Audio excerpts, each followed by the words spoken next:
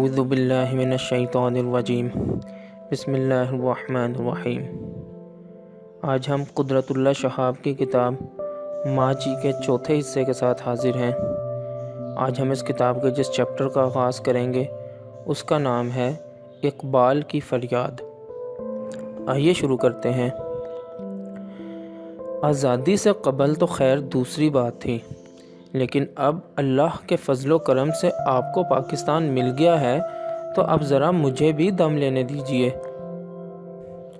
شکایت کرنا تو مومن کی شان کے خلاف ہے، لیکن جس بے دردی سے آپ میرا پیچھا فرما رہے ہیں اس میں میرے اور میری شاعری دونوں کے لیے بڑی عبرت کی نشانیاں ہیں۔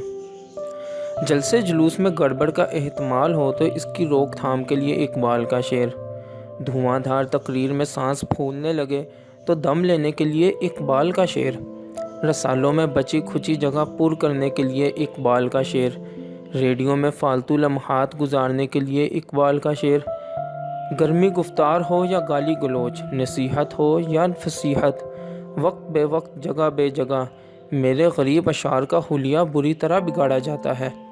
خوشامد اور چاپلوسی ہو تو طائر لاہوتی کا بیان ہوتا ہے، فرعونیت میں اسرار خودی فاش کیے جاتے ہیں، شراب اور رباب میں رموز بے خودی کی تلاش ہوتی ہے، چندے کے وقت شاہین بچوں کے بالوں پر اچھالے جاتے ہیں، چور بازاروں میں دہقان کی روزی اور خوشہ گندم کی داستان چلتی ہے، دن کے وقت تقدیر امم اور شمشیر و ثنا کے نعرے بلند ہوتے ہیں، رات کے وقت طاؤس و رباب کی باری آتی ہے۔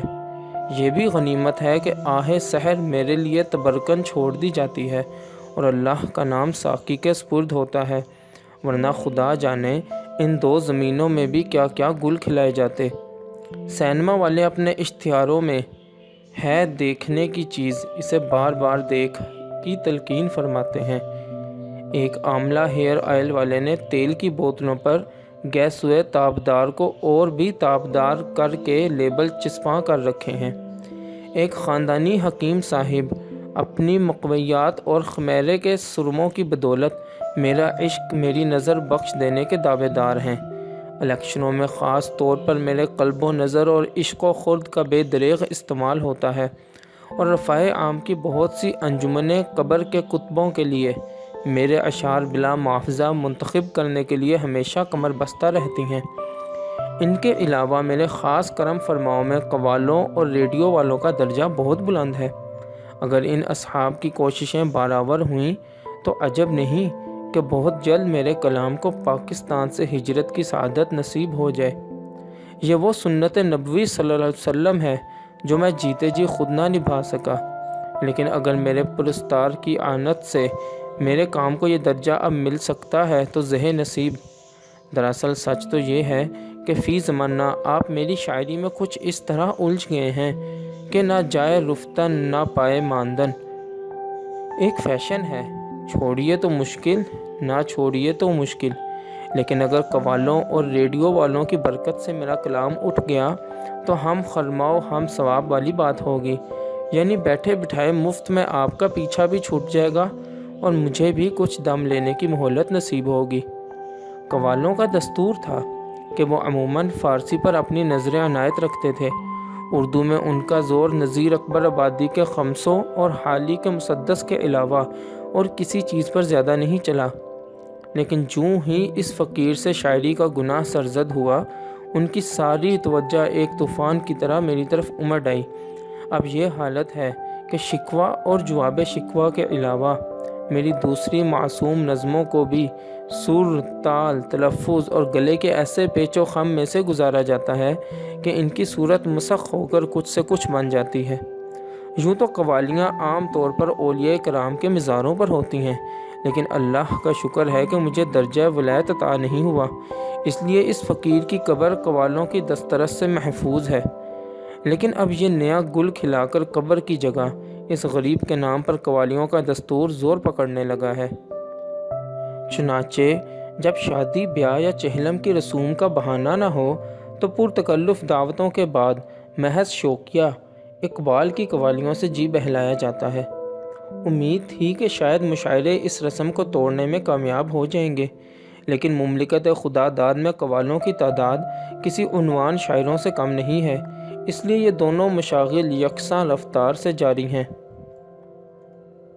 خدا کے فضل سے قوالیوں اور ریڈیو میں کچھ ایسا چولی دامن کا ساتھ ہے کہ جب کہیں قوالی ہو رہی ہو تو ریڈیو کا گمان ہوتا ہے، اور ریڈیو چل رہا ہو تو قوالی کا رنگ جم جاتا ہے۔ لیکن اس کے علاوہ ریڈیو والوں نے میری عزت افزائی کے لیے اور بہت سے طریقے ایجاد کر رکھے ہیں۔ فلمی گانوں کا فرمائشی پروگرام وقت مقررہ سے 1 منٹ پہلے ختم ہو جائے تو عموماً اقبال کا ایک شعر کام آتا ہے۔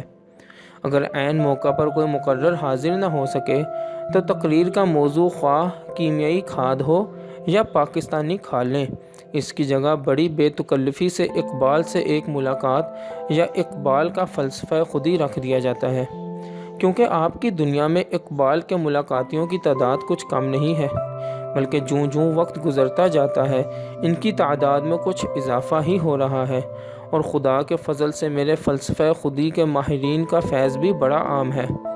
ہاں، یہ دوسری بات ہے کہ ادھر یہ تقریریں شروع ہوئیں، ادھر ریڈیو کے شائقین نے سوئی گھما کر دوسرے اسٹیشنوں کی راہ لی۔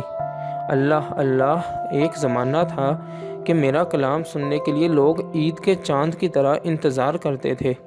انجمن حمایت اسلام لاہور کے سالانہ جلسے مجھے ابھی تک یاد ہیں، اور میں قیامت تک جامعہ مسجد لاہور کا وہ سماع بھی نہیں بھول سکتا جب نماز جمعہ کے بعد میں نے حضور رسالت مآب صلی اللہ علیہ وسلم میں جنگ طرابلس والی نظم پڑھی تھی۔ آپ کو غالباً یاد ہوگا کہ ایک بار میں نے اللہ تعالیٰ کی بارگاہ میں التجا کی تھی کہ میرا نور بصیرت عام کر دے۔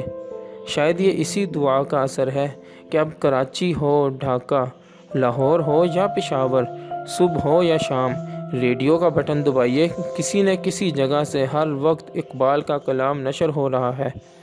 کہیں گلدستہ بائی ہے، کہیں سلطان جان یا دیم علی یا حاتم خان ہے، کہیں شرافت علی، ظرافت علی اور ان کے ہم نوا ہیں۔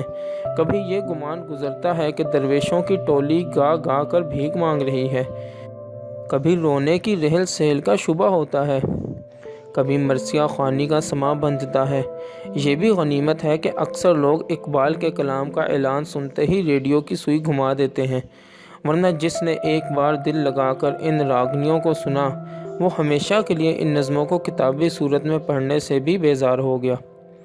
اکثر اشتہار بازوں، قوالوں اور ریڈیو والوں کی مساعی جمیلہ کے باوجود خدا نخواستہ میرے نام یا کلام کا کچھ حصہ سلامت بچ گیا تو رہی صحیح کسر نکالنے کے لیے بزرگوں کی ایک جماعت بھی خدمت کے لیے تیار ہے۔ یہ وہ بزرگ ہیں جو میرے ہم نوالا اور ہم پیالہ تھے، جن کی صحبت میں میں نے گناہ و ثواب، عقل و عشق، خودی و بے خودی کی بے شمار منزلیں طے کی تھیں، اور جن کے سینے میں ابھی تک میرے غیر مطبوعہ اشعار کے گنجہائے گرام آیا محفوظ ہیں۔ یہ دوسری بات ہے کہ ان میں سے اکثر حضرات ایسے ہیں جن سے اس خاکسار کو کبھی ملاقات کا شرف بھی حاصل نہ ہوا تھا، لیکن اب جس وثوق سے میری زندگی کے راز ہائے سربستہ فاش کرنے میں مشغول ہیں، اسے دیکھ کر بھی تو مجھے اپنے متعلق شبہ ہونے لگتا ہے۔ بیچارے منکر نکیر الگ پریشان ہے کہ یہ کیسا شخص تھا جس کے اعمال خود ہماری نظر سے پوشیدہ رہے۔ چنانچہ اب یہ معمول ہو گیا ہے کہ کسی صاحب نے گفتگو کا یوں آغاز کیا کہ ایک روز جب میں حضرت علامہ مرحوم کی خدمت میں حاضر تھا، اس گناہ گار کے اعمال نامہ کی از سر نو جانچ پڑتال ہونے لگی۔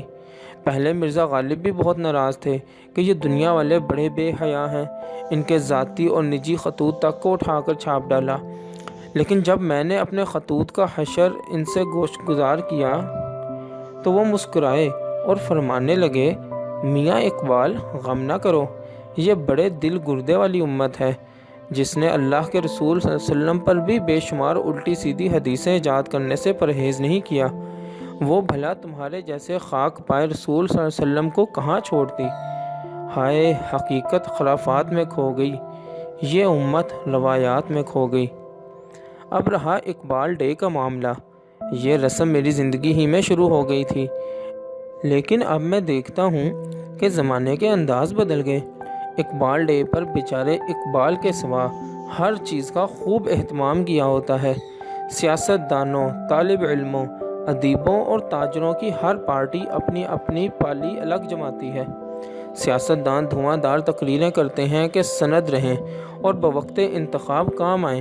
طالب علم امتحانات ملتوی کرنے پر زور دیتے ہیں، ادیب ایک دوسرے کی پگڑی اچھالنے کا مشغلہ سنبھالتے ہیں، اور تاجر لوگ امپورٹ ایکسپورٹ لائسنسوں کی مشکلات پر روشنی ڈالتے ہیں۔ سرکاری درباروں میں بڑے ٹھوسے کے انتظامات ہوتے ہیں اور افرنگی صوفوں اور ایرانی قالینوں پر محفلیں منعقد ہوتی ہیں۔ غربا پارکوں اور باغیچوں میں جلسے منعقد کرتے ہیں۔ کھانے پینے کے شوقین ٹی پارٹیاں رچاتے ہیں۔ کہیں کہیں مشاعرہ بھی ہوتا ہے اور میرے درینہ کرم فرما ریڈیو والوں کے دم قدم سے نظم خوانی اور قوالیوں کا رنگ بھی خوب جمتا ہے۔ اگر گہما گہمی میں فی سبیل اللہ کچھ توجہ میری طرف بھی منعطف ہوتی ہے تو کبھی محمود کا اقبال سامنے آتا ہے، کبھی ایاز کا، کبھی بندے کا اقبال ظاہر ہوتا ہے، کبھی بندہ نواز کا، لیکن بیچارے مومن کے اقبال کو کوئی نہیں پوچھتا کہ جس کے لیے میرے دیدہ ترکی بے خوابیاں، میرے دل کی پوشیدہ بے تابیاں، میرے نالے نیم شب کا نیاز، میری خلوت و انجمن کا گداز، امنگیں، میری آرزوئیں، میری امیدیں، میری جستجوئیں ہمیشہ ہمیشہ بے قرار رہتی تھیں۔ اگرچہ عالم بالا میں اقبال ڈے منانے کا رواج نہیں، لیکن رضوان کی مہربانی سے اس روز ہم سب کو چھٹی ضرور عطا ہوتی ہے۔ معلوم نہیں آپ کے ہاں کیا دستور ہے۔ باقی انشاءاللہ اگلی ویڈیو میں۔